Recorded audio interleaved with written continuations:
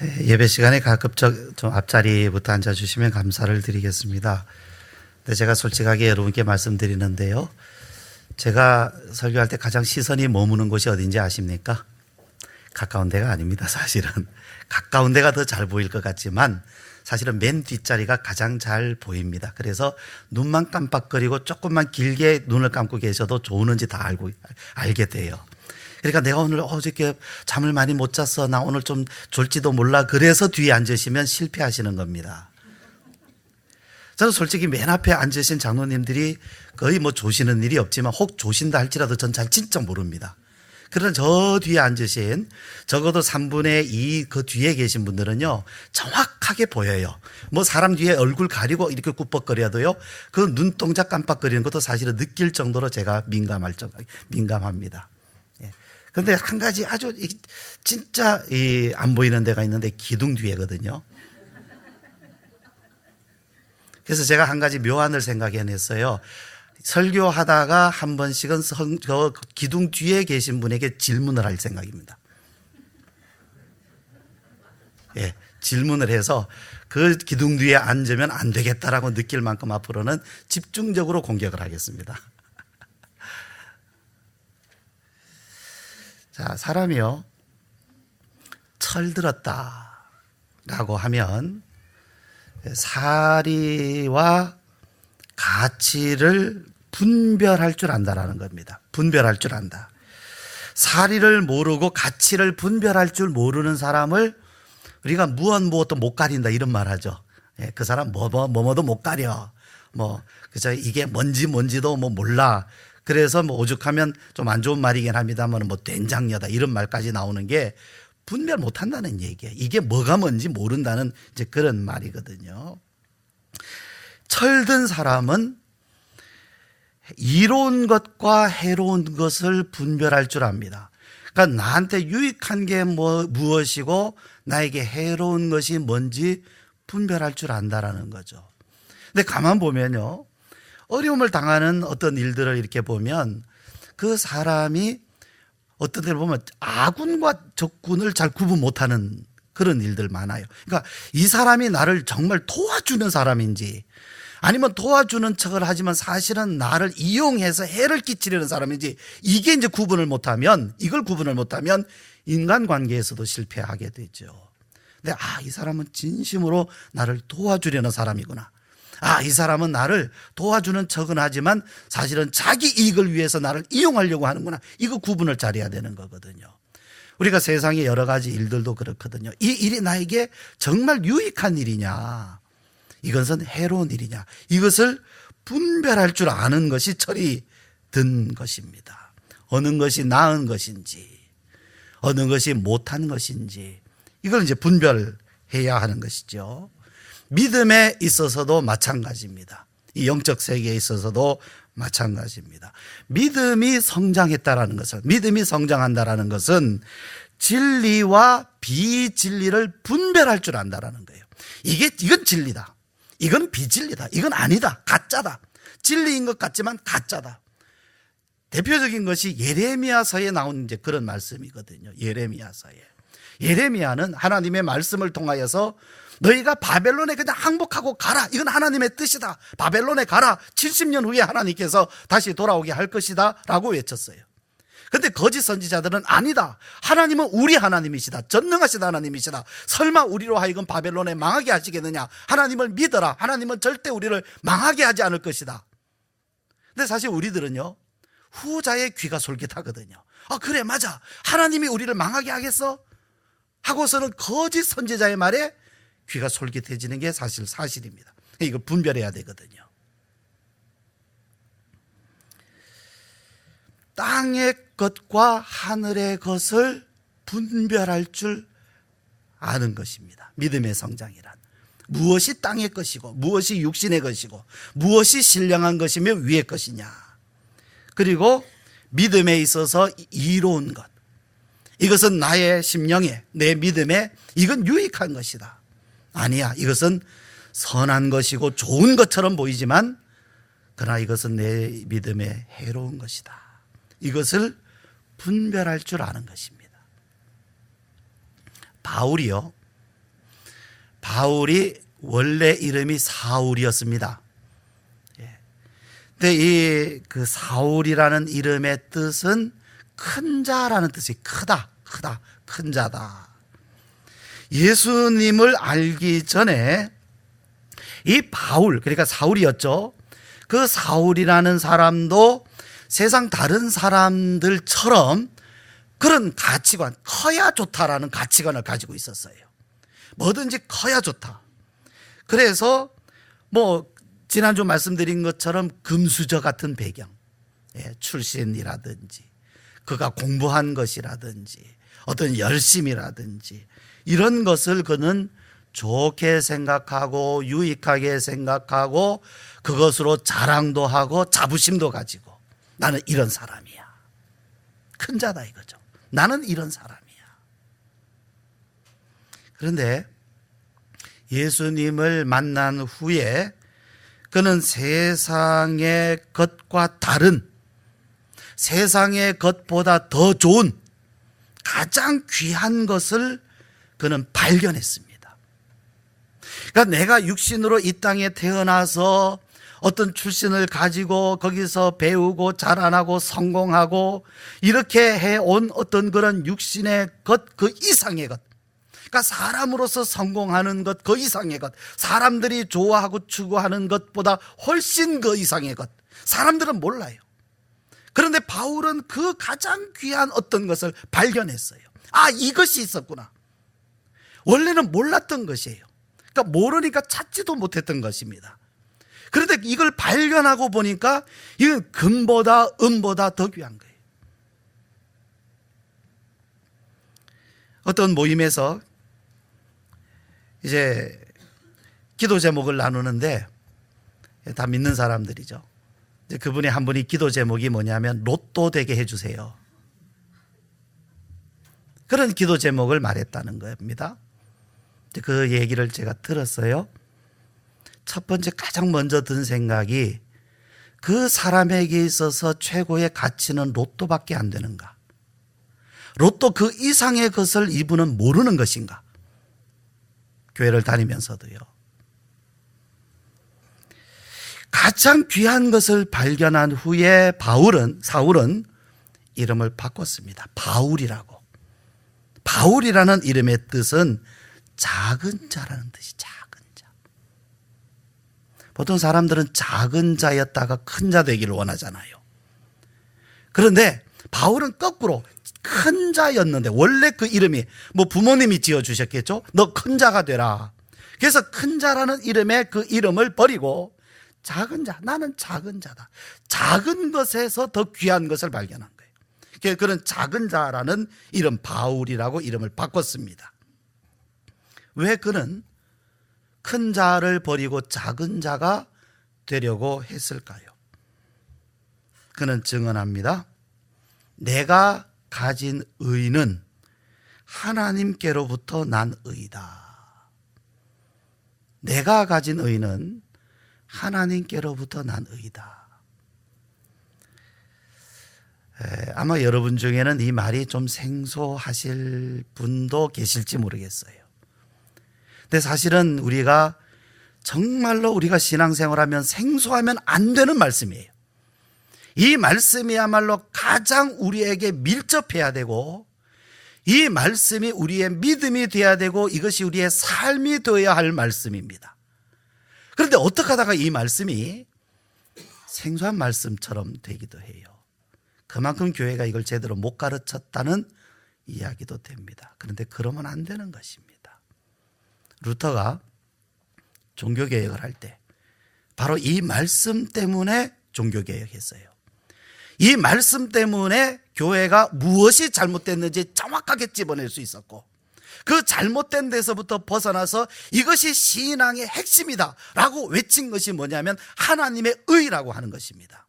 이것을 가져야, 이것을 알아야 단편적으로 말하면 카톨릭이 뭐가 잘못되고 왜 개신교가 나왔는지도 알게 될 수 있고 성경이 말씀하는 게 뭔지도 알 수 있게 되고 좀 더 깊이 있게 말씀한다고 하면 신앙의 핵심, 내가 신앙에서 가장 추구해야 될 것, 내가 기도도 해야 되고 내가 삶의 목표 표대도 맞춰야 되고 내가 힘써야 될 것이 이거다라는 것도 여기서 발견할 수가 있게 되는 겁니다. 그러니까 굉장히가 아니라 가장 중요한 것이거든요. 여기서 의라는 이 말은 옳다라는 뜻이에요. 옳다. 너는 옳다. 너는 옳아.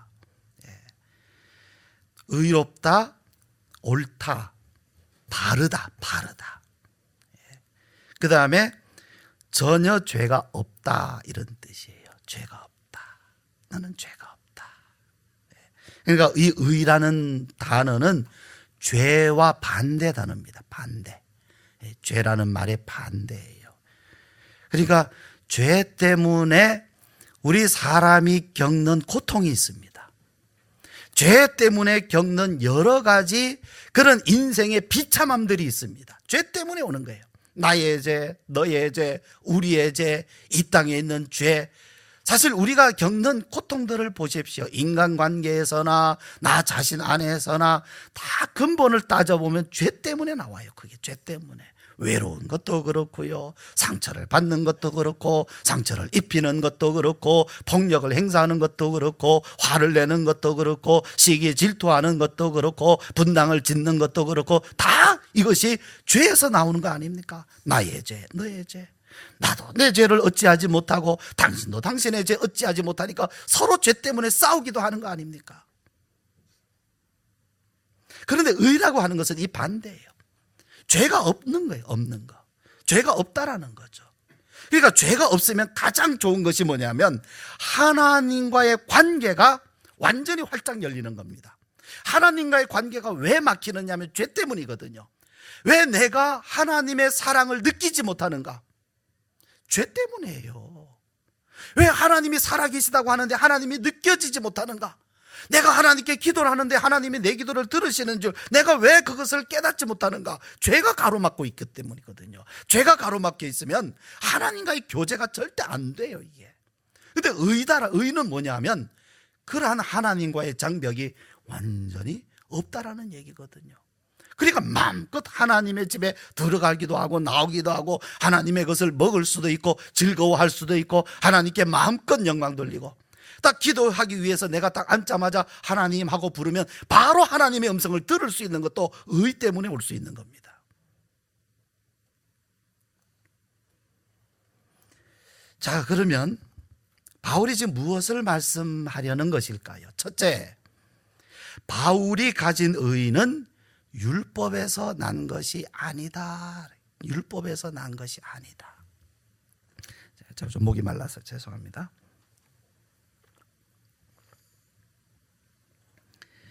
율법에서 났다라는 이 의미는요, 사실 이런 말씀들은 성경을 많이 읽어야 의미가 이해될 수 있는 부분들이잖아요. 그래서 제가 여러분께 말씀을 드리는데요, 사람으로부터 사람의 행위로부터 나왔다 이런 뜻이에요. 물론 율법은 하나님이 주신 것인데 그 하나님이 주신 율법 앞에 내가 행위로서 의로워졌다. 내가 완전하게 율법을 다 지켰다. 그래서 율법으로부터 나왔다라는 얘기는 하나님의 말씀인 율법을 나는 완전히 다 지켰다라는 의미입니다. 거기서부터 내가 하나님의 율법을 다 지켰기 때문에 하나님이 나를 그래 너는 율법을 잘 지켰어 라고 인정해 주시는 의, 그걸 율법으로부터 나온 의라고 말합니다. 하나님의 말씀을 가감없이 다 지켜야 되는 겁니다. 이거 안 지키면 안 됩니다. 뭐 10계명 10가지 뿐만이 아니에요. 하나님이 하라고 한 것 다 해야 됩니다. 하지 말라고 하는 것은 절대로 하면 안 됩니다. 어디까지 하면 생각도 하면 안 돼요. 살인하지 말라.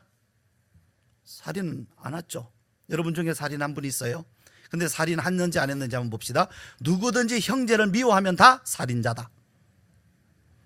미워했으면 그것이 많이 미워했든 조금 미워했든지 여러분 가족이라도 아이고 저놈의 자식 미워, 자식에게 대해서 그런 마음을 한 번이라도 품었다면 자식을 죽인 거란 얘기입니다. 그 다음에 예수님 말씀 그대로 계속 말씀을 드린다면 사람을 업신여기는 것, 아이고 저놈의 자식 지가 뭘 할 줄 알아, 업신여기는 것. 라가라 한다 그래요. 라가라고 한다는 것은 뭐냐면 욕하는 거예요. 욕. 여러분 누구에게 조금이라도 한번 욕했습니까? 근데 더 심각한 것은 이것을 내가 직접 입으로 말하지 않고 속으로 생각만 했어도 똑같다는 얘기예요. 누구든지 여자를 보고 음욕을 품는 자는 이미 간음하였다. 간음한 적이 한 번도 없어요. 뭐 다른 말로는 바람핀 적이 한 번도 없다는 얘기죠. 그러나 마음속에 아이고 저 사람하고 한번 살아봤으면 좋겠다 생각만 해봐도 그것이 이미 간음이다라는 거죠. 여기에서 또 완전히 자유로워야 돼요. 그런 것이 태어나서 지금까지 한 번도 없어야 돼요. 누구에게 상처 입히는 말 한 번도 하면 안 돼요. 부모 공경 다 했어야 돼요. 이것이 율법으로부터 난 의입니다. 사도 바울은 말씀해요. 따라해 봅시다. 의인은 없나니 하나도 없으며. 이 율법으로부터 나오는 이 의에 대해서 사람 중에는 아무도 없다. 누구도 없다?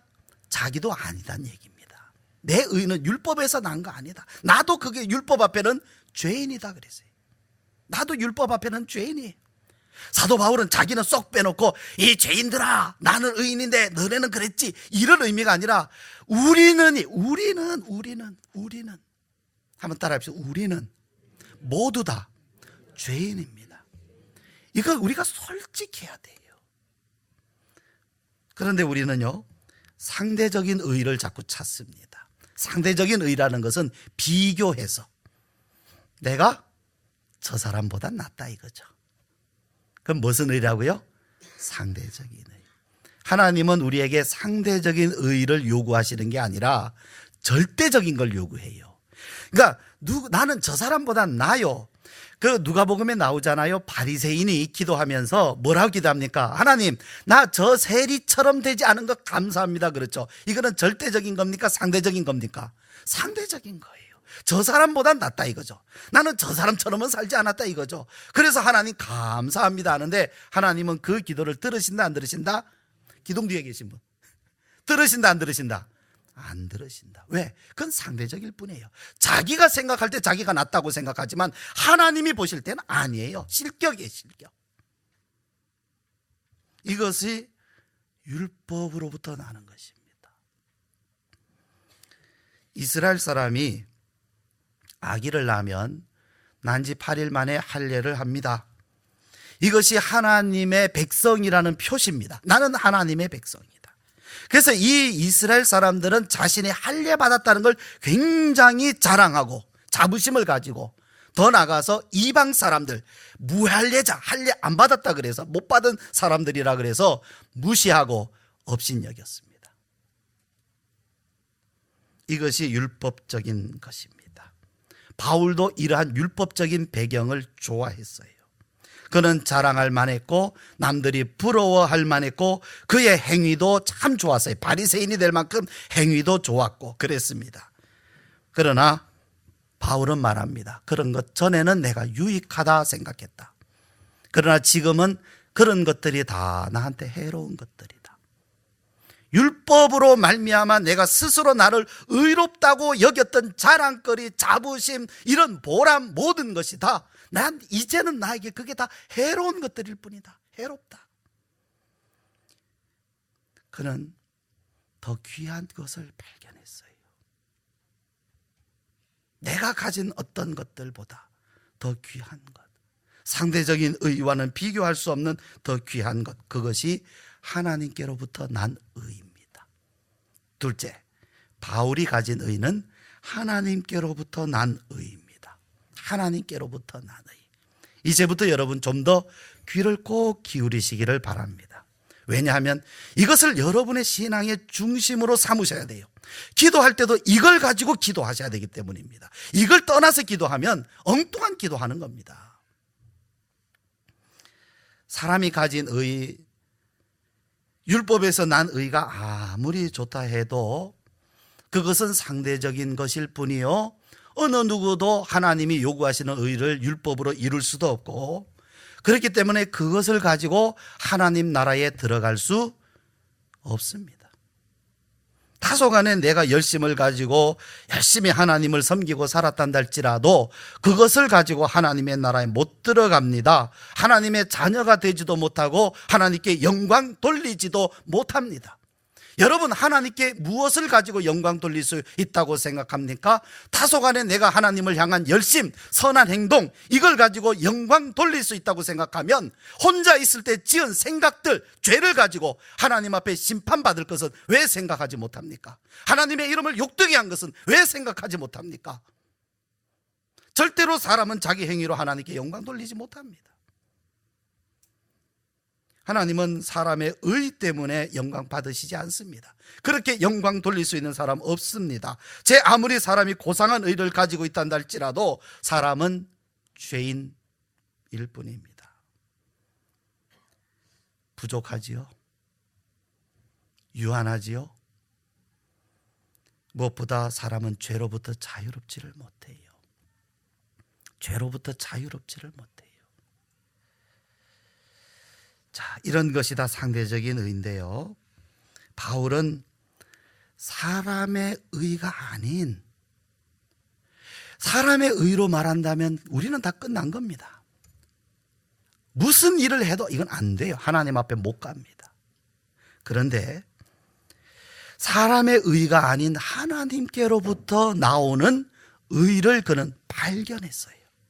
하나님께로부터 오는 의, 하나님께로부터 받는 의, 이것은 하나님의 것입니다. 하나님은 거룩하시고 하나님은 의로우십니다. 하나님의 것인데 이 의를 하나님이 사람에게 주셔요. 나는 의롭지 않은데 하나님이 사람에게 주시는 의가 있어요. 나는 의롭지 않은데 하나님이 나에게 너는 의롭다고 해주시는 그런 은혜가 있다는 말씀입니다. 선물로 주시는 것입니다. 선물로. 로마서 1장 17절 말씀에 바울은 하박국의 구절을 인용하면서 이렇게 말씀해요.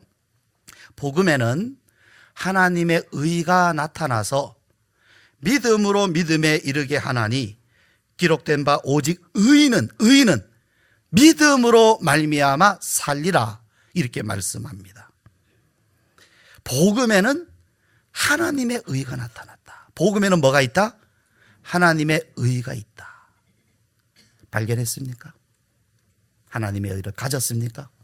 받았습니까? 이걸 가지려고 우리가 이 하나님 믿는 겁니다. 이것 때문에. 복음에는 하나님의 의가 있어요. 율법의 행위로는 사람이 절대로 의로워질 수 없는데 복음, 즉 주님이 이 땅에 오셔서 나를 위하여 죽으심과 다시 사심으로 말미암아 우리에게 주시는 선물이 있는데 그게 뭐냐면 하나님의 의라는 것입니다. 이 의를 하나님이 우리에게 주시는데 바울은 그것을 발견하고 어떻게 됐다고요? 받았다 그랬어요. 받았다.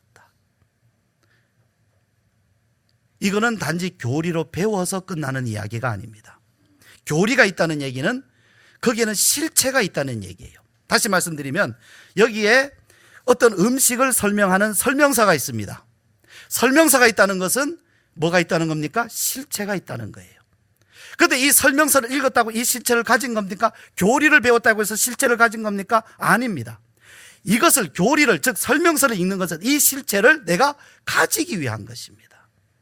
의에 대한 교리가 있지만 그 교리를 우리가 배우는 이유는 이 실체를 가지기 위한 거예요. 이거 가져야 되는 겁니다. 받아야 돼요.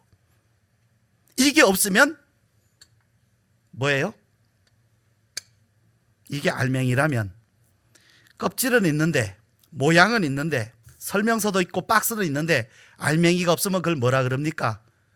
빈 박스, 열매로 말하면 껍질, 껍데기, 쭉정이, 심판날에 불태워서 버리는 쭉정이가 되는 겁니다. 이게 없으면, 이게 알맹이에요.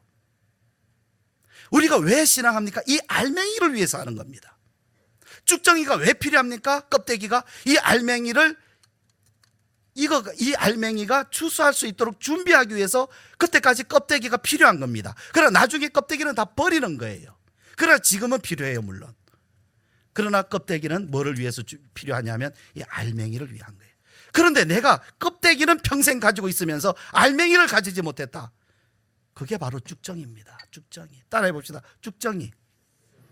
우리 주일학교에서 질문한 거죠. 여러분 쭉정이 되길 원해요? 알곡 되기를 원해요? 그럼 알곡이 뭡니까? 알곡이 뭡니까 여러분? 뭐가 알곡입니까? 전도 많이 하면 알곡입니까? 뭐가 알곡입니까? 하나님의 의입니다. 하나님의 의. 그러면 우리 사람은 어떻게 하나님의 의를 얻을 수 있을까요? 무엇으로? 세 번째, 하나님의 의는 믿음으로 받습니다.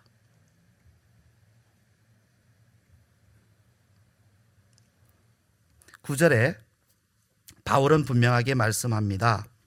자, 이제 9절 말씀을 우리가 지난주에도 이 말씀을 읽었습니다마는 이 9절 말씀을 제가 다시 한번 설교하지 않고서는 잘못하다가 피상적으로 넘어갈 수도 있겠다.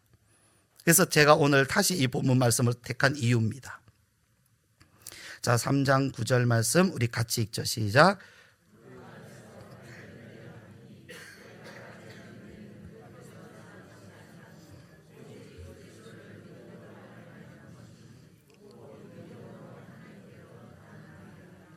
그렇습니다. 무엇으로? 믿음으로. 그러면 하나님은 왜 믿는 사람들에게 이 의를 주실까요? 믿지 않으면 안 주시나요? 하나님 앞에 열심으로 주세요 하면 안 되나요? 왜 꼭 믿어야 할까요? 믿어야 할까요? 그것은 믿는 자들을 구원하시겠다고 누가 정했느냐 하면 하나님이 정했어요. 이건 하나님의 법입니다. 믿는 자들에게는 이 의를 선물로 주겠다. 이게 하나님의 법입니다. 하나님의 법, 약속입니다. 약속을 하나님이 하셨기 때문에 이 약속의 말씀대로 믿는 자들에게는 이 하나님의 의를 주시는 겁니다. 그 나머지는 뭡니까? 다 율법에 의해요. 믿음 외에는 누구든지 다 믿음 아니고선 다 율법을 다 행하라. 믿음이 아니라고 하면 다 율법밖에 없어요. 율법을 다 행하라. 내가 믿음을 갖지 않으려면 무조건 율법을 행하라. 그래야만 의롭다함을 얻을 수 있다. 그러나 율법으로 못하면, 안 되면, 실패하면 실패했거든. 당신이 율법의 행위로 도저히 의롭다함을 얻을 수 없겠거든. 믿어라. 하나님을 믿어라. 그리스도를 믿어라. 십자가를 믿어라. 믿으라는 겁니다. 믿음은 우리의 행위를 대신하는 겁니다. 내가 할 수 없는 것을 하나님이 해 주시는 겁니다. 이 사실을 믿으라는 것입니다. 그래서 하나님은 왜 믿는 자에게 이것을 주시느냐? 그것은 하나님의 약속이기 때문에 그렇습니다. 이것은 하나님이 믿는 자들에게 주시는 선물입니다. 그러니까 이것은 어려운 것도 아니고 또 돈이 드는 것도 아니고 거저 받는 선물입니다. 다만 우리는 믿어야 됩니다. 믿지 않으면 받을 방법이 없습니다. 바울은 나는 하나님의 의를 받았고 가졌다라고 증언합니다. 받을 것이다, 받을지도 모른다, 이런 예측이 아니라 그는 이미 받았다고 그는 선언해요. 먼 훗날 주시는 것이 아닙니다. 한순간에, 언제? 믿는 순간에 하나님은 주시는데 믿는 사람은 모두에게 주시는 것입니다. 우리 사람은 죄인이고 심판 아래에 있습니다. 그러나 하나님의 의를 가진 사람을 하나님은 심판하시지 않습니다. 왜 그렇습니까? 그 사람만 보면 심판을 받을 수밖에 없지만 뭐를 가졌어요? 하나님의 의를 가졌어요. 그것 때문에 하나님은 그를 심판하지 않습니다. 행위 때문이 아니라 예수 그리스도의 죽으심 그리고 다시 사심을 믿는 믿음 때문에 심판하지 않습니다. 그래서 예수님 말씀하셨어요. 뭐라 그러셨죠? 내 말을 듣고 또 나 보내신 이를 믿는 자는 심판에 이르지 아니하나니 사망에서 생명으로 옮겼느니라 예수님 말씀하신 거예요. 왜 그렇습니까?